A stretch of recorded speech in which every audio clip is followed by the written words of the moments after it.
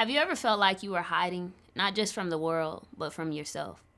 In today's video, I'm going to take you on a very personal journey that walks you through some of my darkest moments, then also pulled me through to what was the most life-changing awakening. I'll share with you some of the most painful struggles that I had when I was dealing with depression, and I also went through some self-harm experiences. But how I was able to get through that and now live a life that's flourishing, live a life that has peace, love, surrounded by great people, but ultimately looking at myself in the mirror and being happy with the person that I am today. I'll share some painful struggles that I went through as I fought through suicide and depression, and how that transformation happened right in the walls of the hospital. This is a story of transformation and hope, so stick around to the end because it might just change your perspective on how you see life. But before we dive in, make sure you hit that subscribe button and turn on your post notifications. And for those who stick around to the very end of this video, I have an amazing gift just for you, an exclusive offer.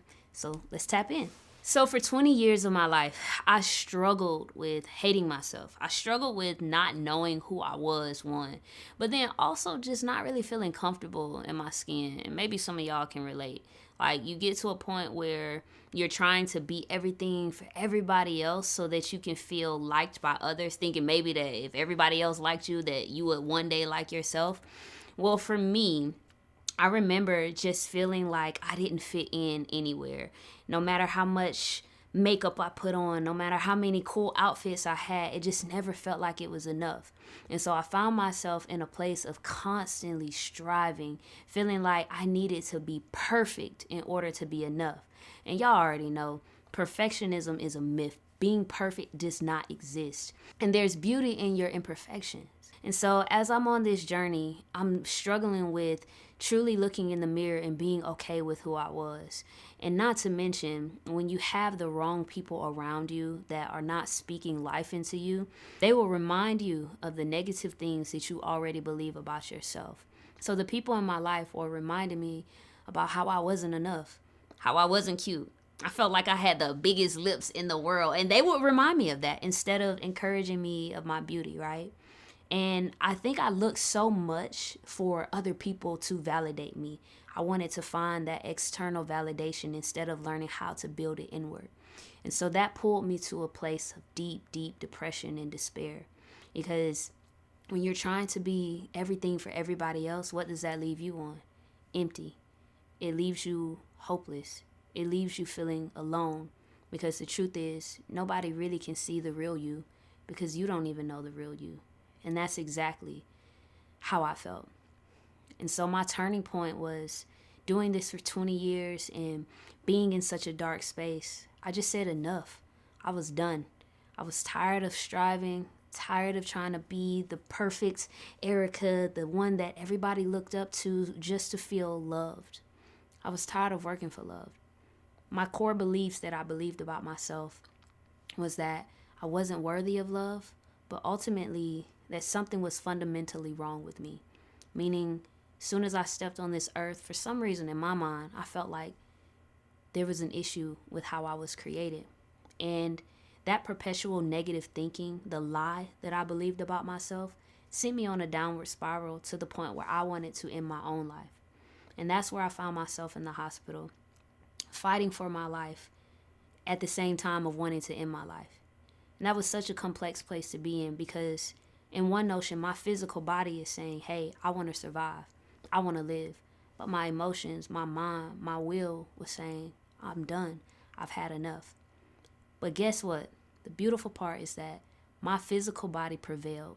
And I'm grateful that it did because what I learned out of that moment was my body was trying to share with me the perseverance and the courage that I needed to make a change mentally and emotionally to live the life that I wanted to live. The key moment that I realized is that I have been living my life for people who would not even be in the room to see me die.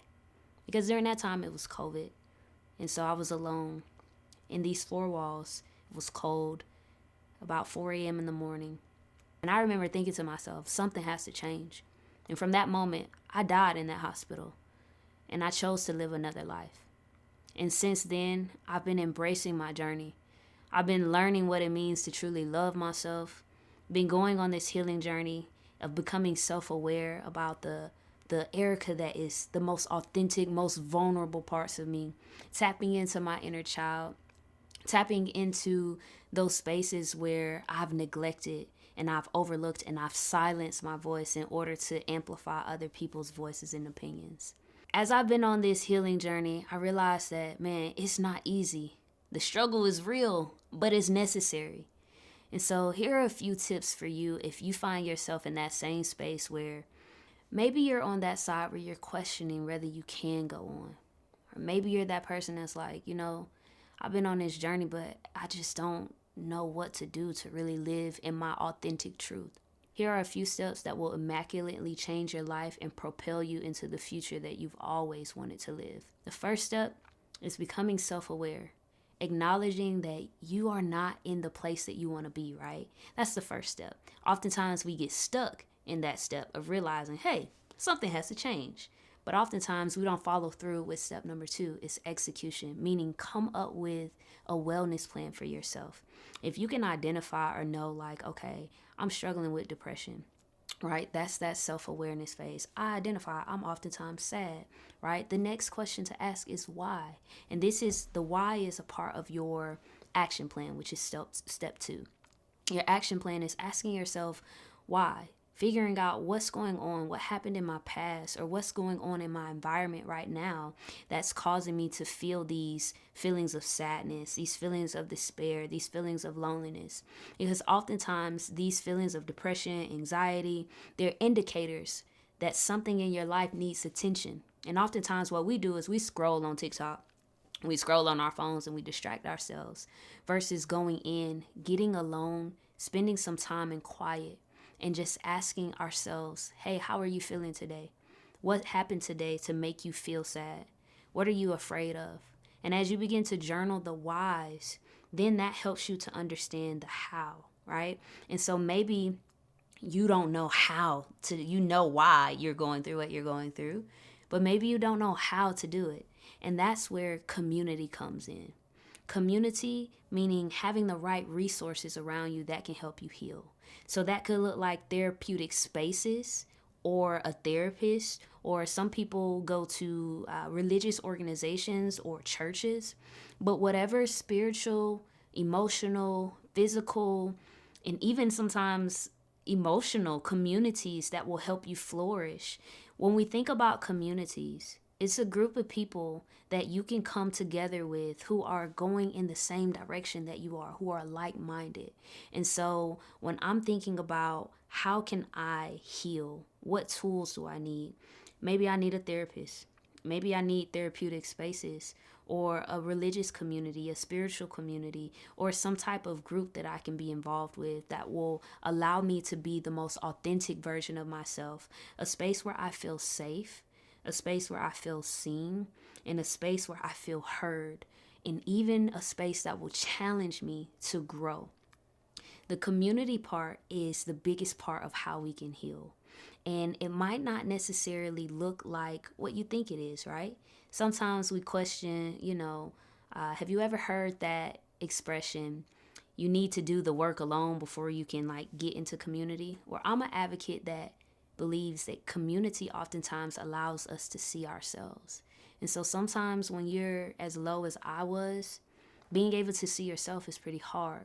But if you can get around people who can see you and who will genuinely help and show you the beauty in you, then that is a beautiful tool and resource that you can use while you're on your healing journey. So as a recap, step 1 is you got to be self-aware. You can't fix what you don't know is wrong. You feel me? So you got to know what's going on. Number 2, understanding why this is happening. Because you can identify that there's a problem, but if you don't understand why this is happening, how can you actually solve the problem, right? Then number 3 is the how. The how can look like community, can look like meditating. It can look like creating what I like to call your wellness kit, right? So you have community in that kit, you have meditation in that kit, you have exercise in that kit, you have journaling in that kit. But in your box is the How to Heal box. And these are all resources and practices that you use on a daily basis to help elevate your soul and to help you reconcile back to the most authentic version of yourself. And if you say, man, I want to do all of these things, like I need to be a part of this, I want you to join our community. Our community is called the Seeker's World. And the Seeker's World is full of just beautiful people who are on a healing journey, who are walking this thing out together. I'm a firm believer that you don't have to do it alone. I think so much of my life I spent trying to figure everything out alone. But like they say, two heads are better than one. And so being able to get around people who can reflect you back to yourself and help you to see blind spots where maybe you couldn't see before helps you to expedite your healing process. Nobody wants to stay in pain as long. Nobody wants to stay hurt so long. Like, most of us want to be in a place where we can become the full version of ourselves, live in peace, live in joy, live in happiness. And we have a community that will help you thrive and do so. So make sure you hit the link, and I cannot wait to see you in our community. You are on a healing journey and you're just looking to grow more in your self-love and self-care. Watch this video next.